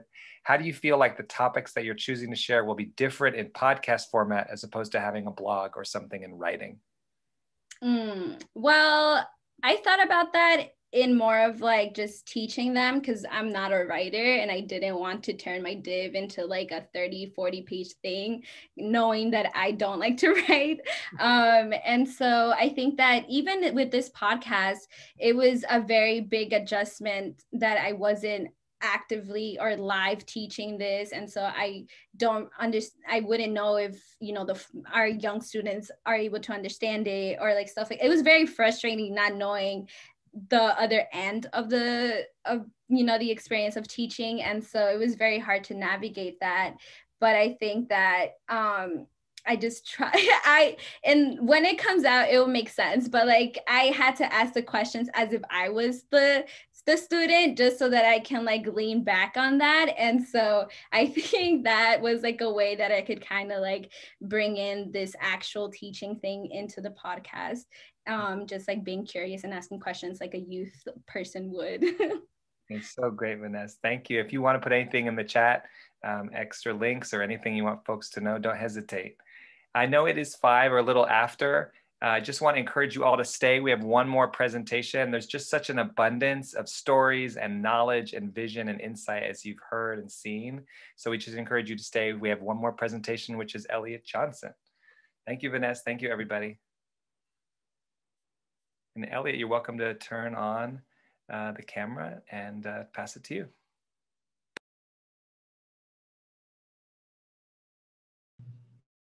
Beautiful, thank you so much. Let me click present.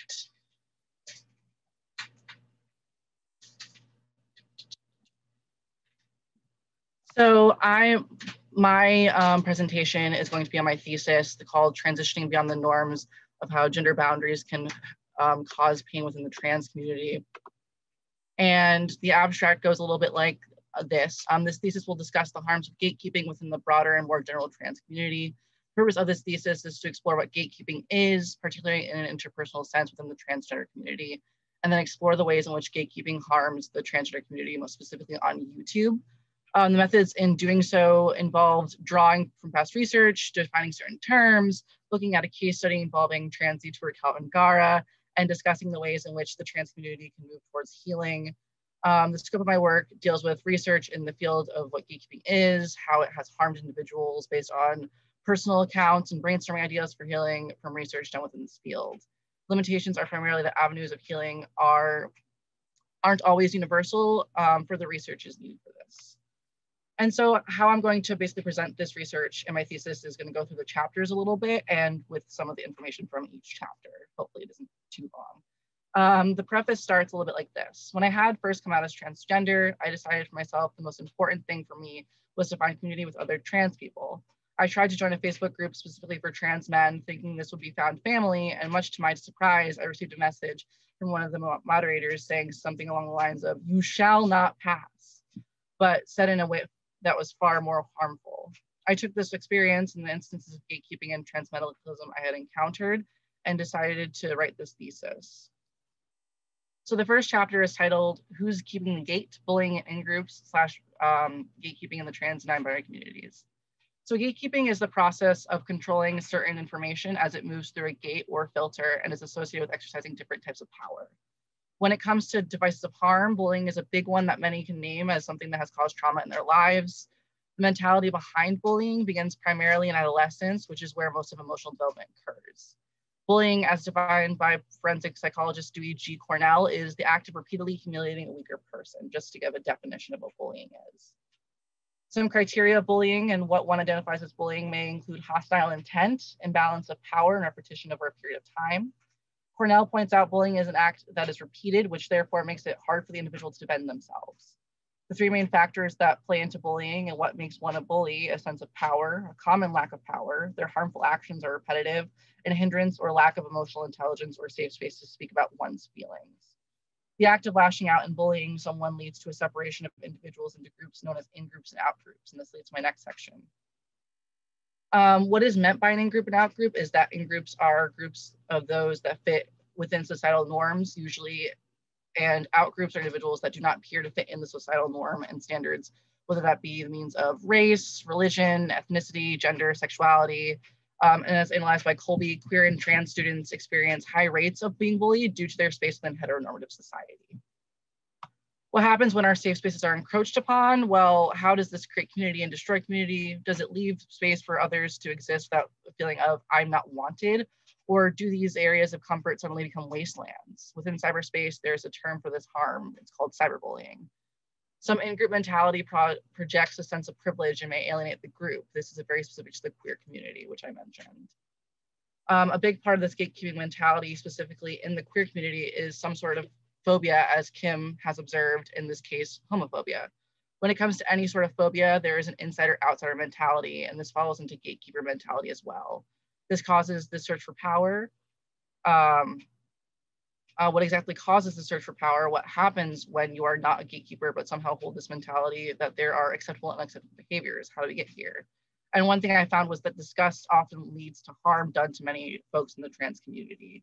Kind of like feeling like you don't look like me, you're not experiencing things like I am, and therefore it's a sense of like, ew, I suppose. Who's keeping the gate? When the experiences of masculinity and femininity are so clearly defined, it is hard to escape them as trans people. When non-binary identities are introduced into Western transness, there is some semblance of confusion and protection of the trans community. This protection takes shape in the form of gatekeeping, specifically through shared media outlets. Oakley, someone I found research from, discusses how Tumblr has created a space for expanding public discourse of non-binary genders and sexual orientations. Identity construction is a multifaceted process that is complex both in real world and online situations. In both cases, there is an apprehension regarding authenticity that can be magnified in the ambiguous space of the internet. YouTube is also a source of transmedia, as well as a place that furthers the notion of true self in terms of one's trans identity. And this leads to my next chapter, gatekeeping, which is an in-depth view of how gatekeeping is in the YouTube trans community. The gatekeeper is the one that holds power, holds biases, and ultimately allows the norm into the popular eyes and rejects what society would normally reject. And this position at its core makes gatekeeping incredibly harmful, and the gatekeeper is at a very fortunate stance, while anyone that they are gatekeeping may be at a disadvantage. The way in which the gatekeeper allows certain biases within their decisions, making it so inherently harmful. There tends to be no unbiased gatekeepers, especially within a profession such as research or academia, where you hold certain power. Gatekeeping differs from the idea that many liberal and leftist agendas subscribe to, which is known as boundary setting, which is often a healthier and less harmful version of gatekeeping as a whole. And to describe boundary setting, it is a tendency for one to draw an invisible line of what is an acceptable way I want to be treated and what is an unacceptable way I want to be treated. It falls into the idea of holding individuals accountable for their actions and altogether making sure the community is a safe space and not just the public or those that hold power. So obviously there's a difference there. Gatekeeping relies on power, and boundary setting is much more an emphasis on accountability and creating boundaries from individuals who actually cause harm to large communities. Every turn a queer person takes often brings obstacles, and seeker representation is extremely important, especially for those in unsupported places and harmful homes. One thing that Morris, a researcher, touches on in an article is transmedicalism within the YouTube community, which is where gatekeeping goes in terms of YouTube and how it is harmful. Morris defines transmedicalism as the idea that one must experience dysphoria and want to transition medically to be trans. Many trans people resort to name calling, particularly through personal attacks about one's appearance, and this is how gatekeeping looks within the YouTube trans community. These tactics, Morris continues, inform trans people that adhering to normativity will at least superficially grant them privilege of social inclusion. And to look at this, I'll be looking at a YouTuber called Calvin Gara, who is a trans YouTuber who has harassed many folks on YouTube. As I mentioned, transmedicalism pushes this notion of the medical onto trans bodies and creates barriers for trans individuals to accept and love their bodies in existence, while existing in society, and allows for the notions of gatekeeps to prevail. These transmedicalist ideas are continually pervasive amongst much of the trans community, and the medicalization of transness is almost impossible to escape from, given the fact that much of the society views medical transition a key to being legitimized. It also includes speaking on emphasis of physical transition, and this is for much of what the videos that I watched consisted of and what gatekeeping looks like through YouTube videos, using the emphasis on physical transition and dysphoria to demean those who they do not fit into the mold, speaking about transness through a lens of self-hatred, speaking on transness through a medical and bioessentialist lens. And most transmedicalists, YouTubers such as Blair White, Calvin Gar, and Storm Ryan use these practices to convey their ideology within videos and send a message to their viewers.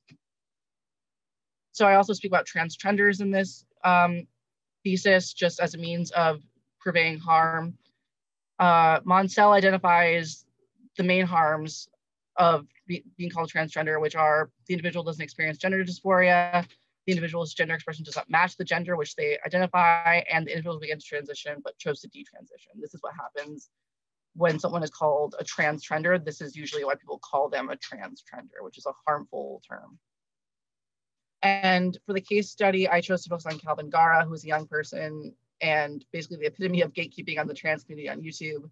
Calvin Gara has many videos to showcase his transmedical views and has targeted smaller accounts such as Brennan Beckwith and Lars. Gara uses tactics of bullying and harassment as a means of targeting these individuals, picking on others for the physical appearance, their voice, anything you can find. And I would like to venture into realms of pathways of healing for individuals who are targets of such harassment and bullying. So for the last conclusion, I looked at harm reduction, transformative justice, and boundary setting as a means of healing for those who have been gatekept within the community. While each of these methods has their pitfalls and may not address this issue at hand, they can provide a framework for us in order to further our understanding of the issues and harm of gatekeeping, especially within the trans community. Post writing this thesis, Calvin Gara released an apology video and bid farewell to YouTube for the time being. Using Gara's video, I analyzed the public apology videos that celebrities, big or small, make and how they contribute to individuals seeing accountability, or whether or not that is a view of accountability. And the growth that many individuals, including Gara, need to do is out for the world to see, and if he changes, it's still up in the air. And here's a bit of the bibliography, and that's it. Again, just exactly on time. It's amazing. Elliot is incredible. There's so many things that are up from that presentation. As folks gather themselves and write questions in the Q&A, a question for you: where do you see this work taking you after graduation and these questions? I really hope that it takes me to a place, either I'll be publishing it in some sort of magazine, such as like Them, but I of course have to edit it down. It is 86 pages. Or I would hope to be working with homeless youth in the LGBTQ community, as that is like a pathway I want to do with social work. Incredible. And I see that Michelle just asked a similar question, but maybe to extend on it, how might you build on this research in the future? So not just in terms of sharing it, but building on it.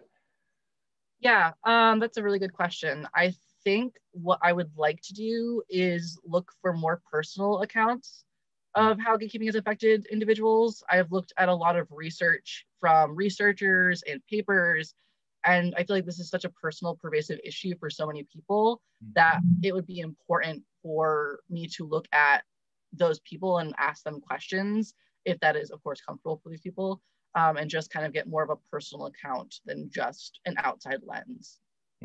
Great. Lots of praise and shout outs in the chat, just so you know. We welcome folks putting questions in the Q&A, questions in the chat. Did you have folks who said things like, you know, there's so much violence and hatred coming from outside our community, focusing on gatekeeping within our community is kind of not where we want our focus to be? Or did you have anybody, or did that come up at all? So I expected it to come up because that is often something that we say within the community of like, well, there's outsiders, there's transphobes outside of our community causing more hate than what's happening in here. But a lot of people are like, oh, that's really cool. Like, people need to talk about this more, especially because a lot of the times we don't focus on the gatekeeping and the erasure and such within our own community, that I felt it was like important. I feel like people also agreed that it was important to look in on ourselves versus just outside. Amazing. And just again, you know, folks, we just have a few more minutes, so we invite you to put some things in the chat, put some questions in the Q&A. Are there questions that you still haven't asked that you if you were going to continue the study, that you would ask? I wonder, Elliot, if Elliot's screen froze. Oh, great, you're back. I was just asking, here's a not as better that there are questions in mine. In narrowing down your Div 3 topic, were there any other online phenomena surrounding trans and queer life you considered and would like to hold as a focus for future analysis? That is a good question. I really wanted to look more into transmedicalism as a whole. I felt that was really important to look at because it is such a pervasive issue within people who are deciding to physically transition, and how the medical world deals with transmedicalism and that sort of gatekeeping. Also, yeah, there are so many topics and I can't really remember many of them because it's been such a while since picking out the topic. But I think definitely like wanting to look at like transmedicalism, and there was a time when Calvin Gara like was kind of the center of my div, which was an issue. So I think definitely looking at people like Calvin Gara, Blair White, and definitely looking into like the mentality of those sorts of YouTubers in general would have been good. And definitely looking more on accountability when it comes to these certain issues, the harm caused, especially within community harm and community pain. Yeah, it's so fascinating, your idea of the public apology, which of course we've seen so many examples of, and what does it mean and what's the accountable element of it? It's a really important question. Last question, this is from Vanessa. What is a personal takeaway that came out of your div? Ooh, I think a personal takeaway, I am a person who does not write well. I have not written a chaptered thesis ever in my life. So I think one thing that it was a good takeaway was I can write. I can do the chapters, I can do the research. I just have to be more confident in myself. And it definitely gave me a boost of confidence, especially hearing my chair, my committee member, Jane and Michelle Hardesty and Jinko Paris, like give praise to my work was really helpful in that as well. Wonderful. Well, I hope these are just the beginnings of these questions for everybody. I want to thank all of the panelists for your incredible work and all the questions that you raised in me and so many people on this call. I want to thank folks who are behind the scenes, whose name you may not know: Ray Ann, Gabby, Naya, Janidis, and so many people who are responsible for doing the groundwork to make these showcases a success, to your families and friends, partners, and so many people who are your community. And we look forward to seeing folks. If you can, come to the in-person graduation celebration tomorrow, Friday, and then the online celebration on Saturday. I invite you all to save the chat, especially Div 3s. Sometimes you might forget. Always good to look back on those praise and shout outs for yourself because you deserve it.